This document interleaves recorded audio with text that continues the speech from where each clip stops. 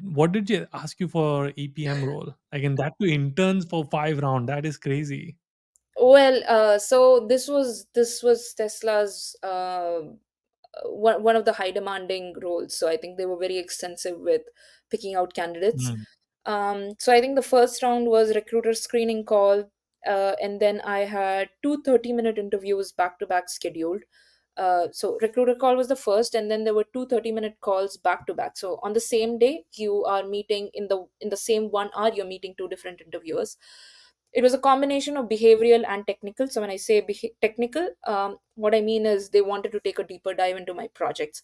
Um, and then the third round was a presentation. So it was an hour long conversation where I was mm, supposed to make a presentation about, um, I think, my biggest professional achievement.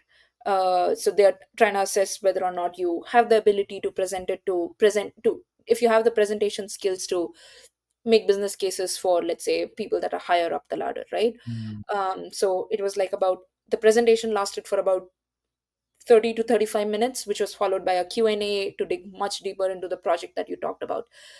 So that's like, recruiter call, two more interviews, 30 minutes back to back, and 1 hour of this. So that's 4 rounds right there. And then the final one was an infosec round. So basically, as I said, this was a high demanding team. So it has a lot of proprietary information. So they basically want to, the final round was essentially to assess whether you're mature enough to keep your mouth shut wherever required.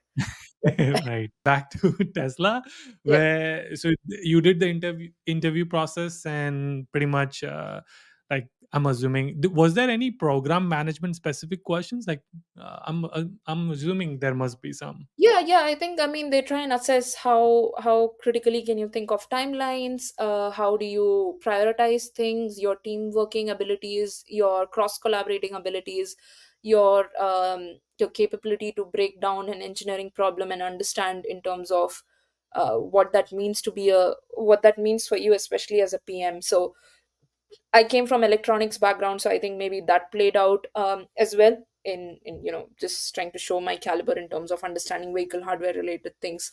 Um, but yeah, I guess, I mean, what they're looking for is passion. I think more than anything else, what Tesla wants is super passionate people that really want to Mm. work for Tesla.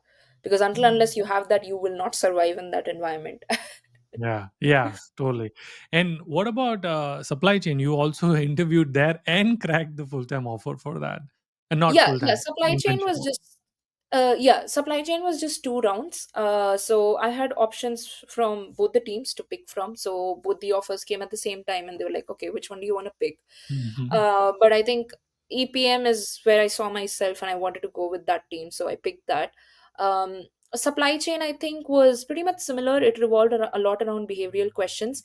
Now, especially with Tesla, I think what they really look after is your resume. So you don't want to put any word that you don't know about, because they Mm, will pick on it. And I think sometimes it could be the case that you've listed out an experience from a little bit too much in your past, and you don't really remember things, right?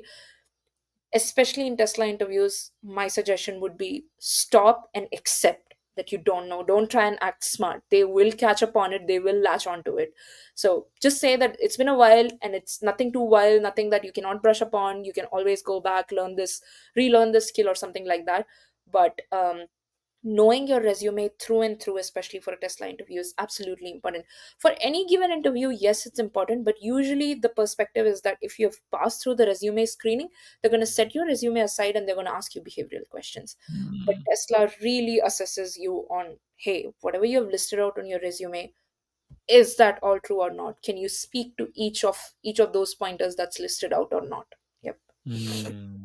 Nice. I hope the clip was helpful. This was part of the podcast. So if you want to watch the full podcast, link is going to be in the description.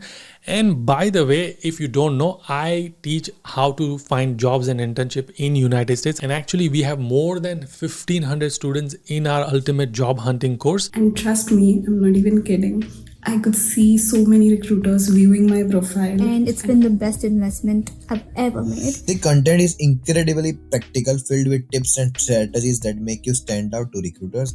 It was one of the best courses that I have done till date. This course covers everything that you need to stand out. You will get ultimate resume course, you will get ultimate LinkedIn course, networking strategy, access to 1100 plus job seekers for support, and personal support from me through WhatsApp group. I will walk you through every single step that you need with real examples and the tools that will give you an edge. I don't want you to miss any other opportunity to land your next job or an internship, so check the link in the description. And if you have any further questions on this topic, please let me know in the comment section. And if you did end up liking the video, please like and share. It doesn't cost you anything, but it means a lot and motivates me, so I'll continue doing this.